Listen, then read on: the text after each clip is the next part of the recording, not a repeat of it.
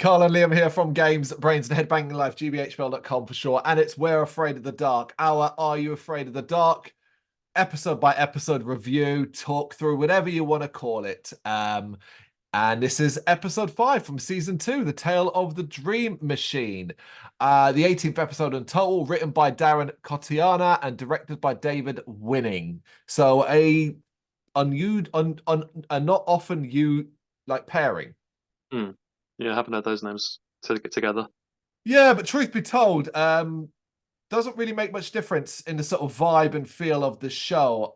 This is a funny one because while I remember enjoying it while I watched it, because I think it's got a level of cheese to it that isn't often seen, these notes I wrote were written many weeks ago, and I've just Yeah, had to relook at them. I've just had to reread them to kind of remember what was going hmm. on in this episode, and that's never a good sign. No, that's true actually, yeah. If it's not that memorable, it's not a good sign, is it? Yeah, yeah. But yeah, a cast. So obviously, aside from the Midnight Society itself, we have Michael Hong, who plays Sean Hackett, Nicole Lynn as Jennifer Johnson, Joel Gordon as Billy, and the other major character, I suppose, is Ricky Madoff as Mrs. Dodds. Hmm. Um, Not lots of trivia about this one, but there are a couple of interesting facts, mainly based around like the firsts. This episode features the first on-screen kiss between characters. I was like, Hmm. oh, that's Yeah. sweet. Indeed, that's one worth highlighting.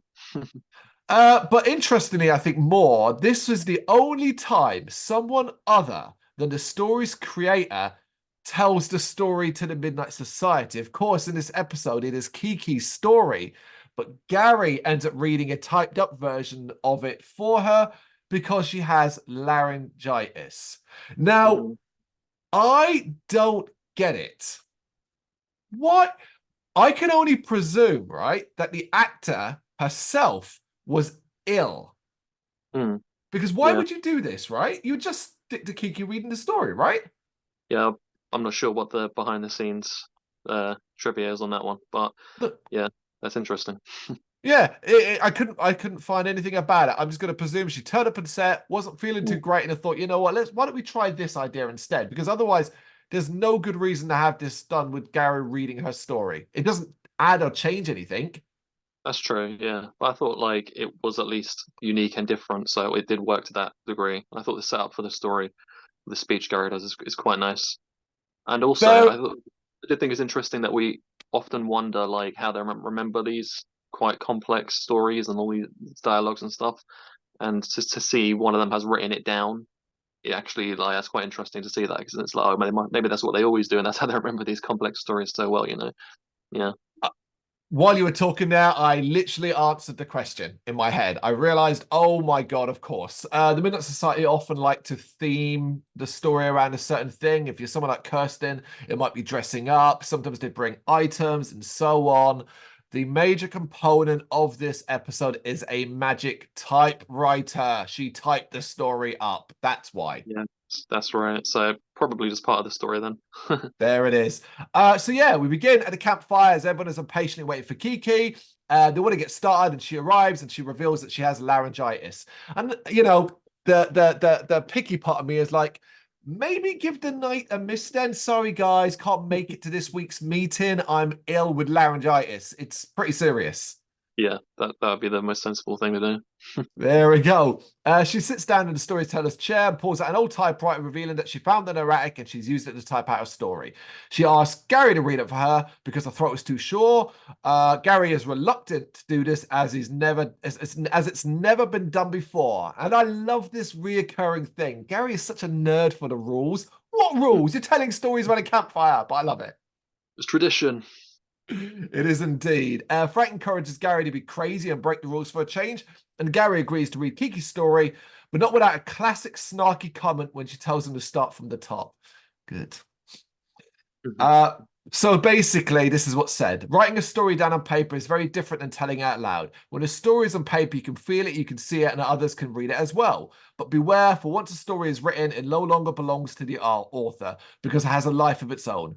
For some stories, that can be a very dangerous life indeed, and submitted for the approval of the Midnight Society, this is the tale of the Dream machine. There we go. I liked it. No complaints either. The story begins inside a high school classroom where we meet Sean Hackett, and he has two passions in life, we're told. One is writing stories, and the other is his classmate Jennifer Johnson. So basically, he's a horny writer. No worries. He writes most of his stories about her, but she only sees him as a friend. But I got mean here, and I was like, maybe don't wear a fucking tie to school then, you nerd. Like, if you want to not be seen as a nerdy boy, don't wear a tie to school. Totally. Class ends and Sean's friend Billy wakes up having slept through it. The teacher, Mrs. Dodds, then gives the class a homework assignment. The assignment is to write a two-page story on any topic of their choice. Cool. And on his way out, Sean bumps into Jennifer accidentally, dropping her books and banging heads. And all right, it's cute. And Jennifer leaves and Billy teases him. Nice little, here's your characters. Mm, mm. Later at Sean's home, Billy continues to tease him. It turns out that Sean's parents bought the house very cheaply, but it's falling down around them. And they're heading up to Sean's room. They find the staircase closed off with a danger sign. You think the parents would mention that to him, rather than just put like a danger sign up, be like, don't go up the stairs, they need reinforcing. Yeah. Also, his room's up there. What the fuck's he supposed to do? So Billy ignores the sign and falls through the floor, but he's fine. But he does find a secret room, and intrigued, Sean follows him in. And it appears to be some sort of small office, seemingly for a mystery author and inventor named James Ellington. Big fan of this. Big fan in almost everything I see of rooms that are closed off, like sealed up for whatever reason, because it gets my imagination flowing. Like, you don't seal up rooms. Like, whenever I see sort of like BuzzFeed articles of like strange and creepy places, and you flick through them and it's like, oh, there's this room that was discovered in someone's house that was sealed up and all that. It's just a cool vibe. No, I agree. Yeah, I like that element in a story. It's cool. Plus, I also work for a company which is famous for basically building walls and sealing up massive, massive sections completely and leaving them as they were. I've experienced some of them, and they can, you're ever on the tube and the train stops in the tunnel, and you think, is that a door there? Chances are there is something behind it. Yeah. As they look around, they spot a big box, and Billy finds a newspaper clipping that says James Ellington went missing in 1931, and then he was found dead in 1932. And what's in the box? No, it's not Gwyneth Paltrow's severed head. It is a vintage typewriter. Later, in Sean's room, Billy is unimpressed by the typewriter, obviously, but Sean loves it, obviously. And although I didn't remember this episode watching it, I was like, I'm pretty sure we had a Goosebumps episode like this. Yeah, I mean, you immediately get the whole magic typewriter vibe is coming here straight away. It's just a classic thing of an author who writes stories like and says like, when I'm typing in a typewriter, it feels like they come alive and I'm almost lost in them, Yeah, it's definitely one of those like types of stories like the Monkey's Paw or something, or like the Genie in the Lamp. It's like just a classic tale, isn't it? Yep. And if we want to put it to horror, think Wishmaster. It's that. Yeah.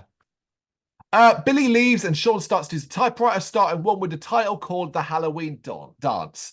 As he starts to write a story, we see Jennifer is sleeping in her bed. And the story Sean writes is about a Halloween dance, unsurprisingly. And he enters it dressed as a vampire. His entrance and confidence as he walks up to a dancing Jennifer entrances her, and she's dressed like a princess, and they dance for hours together. I do like the vibe. It does feel very dreamlike. It does feel very cheesy.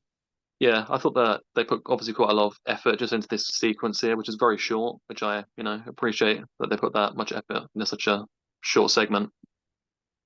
Good shout, good shout. And we do see that Jennifer seems to be enjoying her dream. That is until they go off to a dark corner and Sean leans in for a kiss, revealing vampire fangs. And as he bites her on the neck, Jennifer wakes up terrified in bed. So she kind of had this dream about it. I do like this about Sean's character, is that he's not, his writing studies and class isn't going to be like, oh, write a scary story. It's write a story. But he always writes from a horror angle. So the kid wants to write horror. Yeah. But also, it's before you mentioned about him being like a teenage boy and that, I just was starting to think straight away like it's a good thing. He didn't like type anything really weird being a teenage boy, especially when he comes to realize that these things come true in like dreams. But also, at this moment in an episode, I was starting to think that like, oh, so he gives people scary dreams that kind of feel real but actually are not in any way. Like that's Mm. kind of immediately the vibe I was getting, and I just thought that was pretty lame straight away. Enough. The next day at school, Sean is wearing another tie and a waistcoat. I highlighted that just because it was driving me nuts. And it's weird because it's not like he's a bullied kid or anything like that. It's just a weird look. And when he tries to squeeze past Jennifer, she is startled by him and she's a bit offish to him, but she does reveal that she kind of had a nightmare and he was involved in it without saying too much. Later, in Sean's room, the kid has told Billy about the fact her dream is very similar to the story he wrote, but Billy dismisses it as nothing more than a coincidence, obviously, because your first thought isn't going to be magic typewriter. Sean, though, isn't putting things together and agrees to forget about it and settles down to write another story as Billy seems to fall asleep on Sean's bed. Have you ever been so tired in your life that you went round to your friend or family member's house and just fell asleep in a bed in about 10 seconds flat? No, never been that tired, I don't think. No.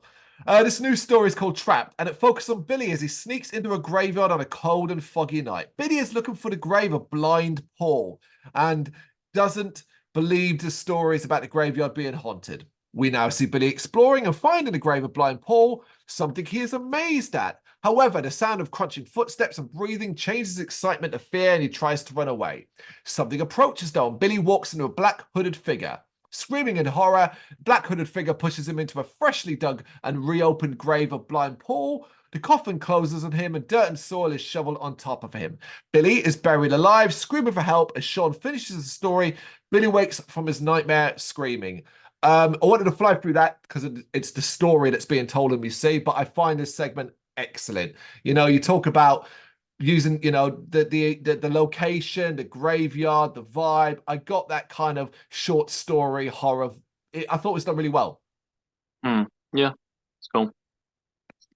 The pair now realize something weird is going on, and after comparing the written story with Billy's dreams, realize the typewriter is involved. Sean calls it a dream machine, and Billy rightfully gets excited with the possibilities of what they could do with it. Although he does say terrorizing people, which is less so, you know. Sean is less sure about using it, thinking it was hidden for a reason. The next night, Sean writes another story with Jennifer involved, and this story takes place in the most private place on Earth, which is her dream. Now, this is really imaginative because they could have gone for anything here, but I do like the idea he's like, okay, where can we go that's really private and I can talk to her from a story perspective? And it's just like an empty void with kind of clouds around. Yeah. Here explains to her about her dreams, the typewriter, and the power he currently holds. She is amazed, but does reveal that she's also a little scared. Seeing this, Sean ends the dream, but asks her to call him when she wakes up to prove that this was real. Without thinking, he kisses her on the cheek, apologizes, but then suddenly she smiles, and they have that first ever where Are You Afraid of the Dark kiss. Where's the studio audience going, ooh? Yeah, I mean, in the previous episode we had a little bit of blood, and now we're getting kisses. Wow, Ooh. getting real mature, man. Carrying this way, man, we'll get full-blown pornography later on. Yeah, it's escalating totally. Sean is pacing in his room waiting for the call, and just as he gives up, the phone does ring. But we then cut to the next day. Class is ending, and they hand in their story assignments. And we see that Sean hands in Trapped. Sean and Jennifer leave together, meet up with Billy, and the trio go to his room where Sean shows Jennifer the typewriter. Billy grabs the Halloween dance and starts to read it aloud, and as he does, Jennifer points out to Sean that the typewriter is glowing green. And in a flash, they disappear and reappear in the story. So this is our ending sequence. We've got a little bit more like, oh, this is how it works. Confused, they seem compelled, though, to continue the story, even though they're both aware of what is going on. Control is taken away from them, and they're forced to play the roles, dancing for hours as Billy reads. In the dark corner, Sean realizes that this is happening because Billy is reading it. It's coming true again. And in the story, Billy gets to the part where Sean is supposed to bite her on the neck, but now stops reading as he thinks it's getting gruesome. He now realizes Sean and Jennifer are gone, stops his reading, which brings the pair back from the story. And you're like, it's immediately clear where this is going, but I do Mm. think it confuses things because, like, well, you've gone from magic typewriter to the power of reading it. Yeah, yeah. Jennifer is scared now, backing away from Sean and agree that it was real. Sean realizes that the dream machine has two features. The first one is that the stories are first dreams when they're written. The second feature is that they come true when someone reads them. And suddenly Sean remembers he handed in his second story, Trapped. And when the teacher starts to read it, Billy is about to end up in a lot of trouble. Will he get out of this one? Hmm. They need to stop her and race back to school. Happily, though, she's taken her time as she likes to eat and drink. So we get this really weird sort of cut sequences where it's constantly like, oh, Mrs. Dodds is looking for food, walking around the school, going to the kitchen, trying to find food to eat while she's reading this story. Hmm. I know they want to delay things because obviously they want to give the kids a chance to catch up. I get that. But Hmm. you tell me if I'm reading too much into this. Mrs. Dodds is a larger woman. Yeah. Was it poking fun? I don't know if I'm just being a little bit pedantic about it. I didn't really pick up on that, but you could be right. I mean, with the era and stuff, who knows? Yeah, I just thought, sometimes you're reading too much into things. It's really not that big of a deal.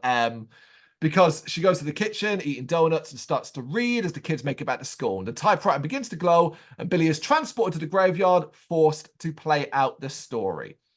Sean and Jennifer look everywhere, but can't seem to fight the teacher anywhere. And she moves as she's moving around the school. We even see her in the toilet at one stage.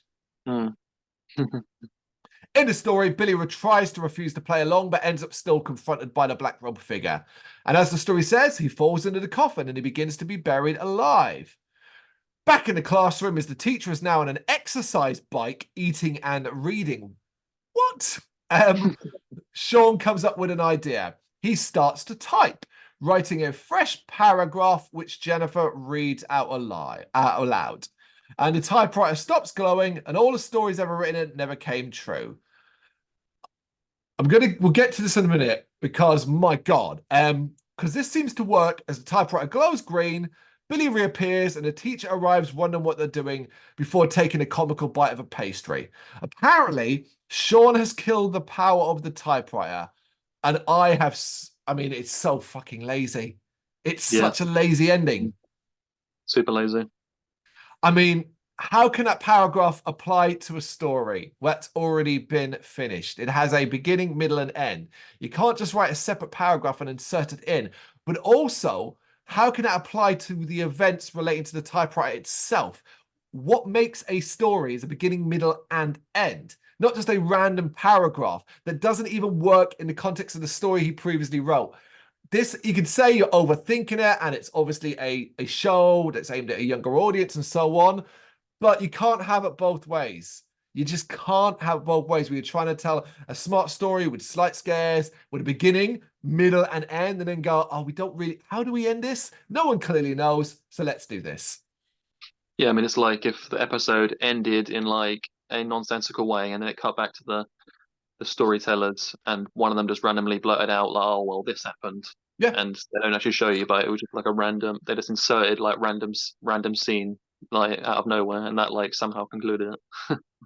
I would have rather them rip the papers out of the teacher's hand, rip it in half, and that destroys the story effectively. And then he reappears, and then they say, "Oh, it's because it's not a very good story, and I want to write a new one." Like it'd be shit ending, but at least it'd Mhm. make fucking sense.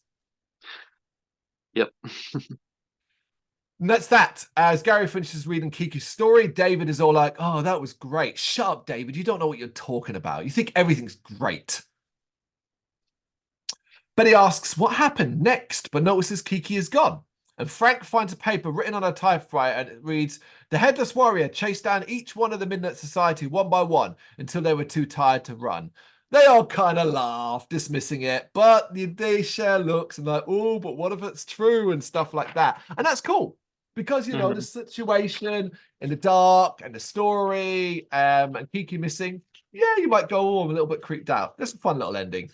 Yeah, I don't rate this one. It's not actively bad. I think it's got some strong acting, and I like some of the visuals and stuff like that.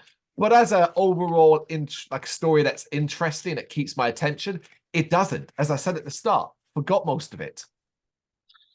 Yeah. You know, there's just these episodes keep coming up, you know, with these scenarios where, you know, I'm not a fan of the, you know, the possibilities of what they could do with the concepts. Yep. Had it so many times now. I feel like I'm repeating myself, but I think yeah, this will definitely go down as one of the most forgettable episodes, like you said, when you were looking back on your notes and just watching it. I only watched it like maybe a week or two ago as well, and I couldn't remember this one at all, even just by the name, which is like not usually the case. Yeah, I think it's not scary at all, and it seems to me like the show problem with the show a little bit for me up to this point is it seems a bit too focused on telling like moral lessons rather than telling like good scary stories. And I feel Hmm. like you can do both, and I feel like we've seen that done, you know, but it just hasn't really like delivered that much up to this point. And yeah, like my biggest issue in the episode is at one point one of the characters suggests just simply like trashing the typewriter. And it's like, how about you stop writing scary stories on the typewriter? Just stop doing that. And you start using the typewriter to write, I don't know, that one of them discovers $1 million. You know, yeah, I'm a little bit confused. Also, the rules in there, like you said, is they don't really establish it very well. But like, what is happening in the dream it doesn't seem to have an effect in the real world, as in something like Nightmare on Elm Street. It seems like Mm-hmm. it's all happening within the dream, and then when they wake up, it has had no effect. It's not like not they don't like establish that like if someone got hurt in the dream, then they'd wake up, they still have the injury, you know, for that, for example. So it seems like there's no real like stakes in that regard. You Yeah. nailed it there. I want to jump in there and say absolutely, because how hard would it have been to do when Billy came back that he shook his head and some dirt fell out, suggesting that there Exactly. would be consequences? It seems like that's the simplest, easiest thing they could have done. Even that, I do think maybe they insinuate somewhat that that death within the dream could lead to it in real life. But yeah, they don't really like doing a job of really explaining that. And even if that did happen, can seemingly there are no rules surrounding this typewriter because of how it ends. Couldn't they just write a story to undo the death? That like, oh, the death never happened, or blah blah blah. You know. Yeah. But yeah, I'm never really just a fan of these stories in general because there's just, as I said, there's just so much more imagination you can put into it, and they just always seem to take the lamest possible direction. So yeah. I did think of you when I watched this episode, because obviously there is a running theme, whether it be all the way back in the earlier seasons of Goosebumps, would be careful what you wish for, and whatever the freaking typewriter one is in the latest, I can't even remember the title of that one. I know it ends up with that blob creature, but what the hell was that title? Mm. It is a consistent problem. Of course, you expect too much because these are 20-minute episodes are aimed at a young audience. You know, you're never going to get like an insane level. But then you can watch something like Wishmaster, right? Which is obviously an adult horror movie with some garish ass effects and so on. But even that doesn't do it properly because it ends up confusing its own bloody rules and so on. I don't think these stories ever really work because whatever your imagination can conjure up, it can't match. Your imagination will always conjure up something way more intense. There's only one good example I can think of, which like nobody really liked the movie, but Mhm. it did do this sort of concept better. That if you could do anything, it's the Wonder Woman 1984 movie. I don't know if you've seen it, but in No. that the main antagonist has the ability to basically make anything happen he desires, and could go over more of like what someone might do if they were like somewhat villainous, blah blah blah, in that situation. That's the only example I can think of. I just can't think of another good example of where, like you said, they take this because you know in this you're dealing with like I always say teenagers, and teenagers definitely have big imaginations, and I just feel like they always ends up in the hands of someone with like the least imagination, even though this guy's supposed to be like a writer and whatnot, you know.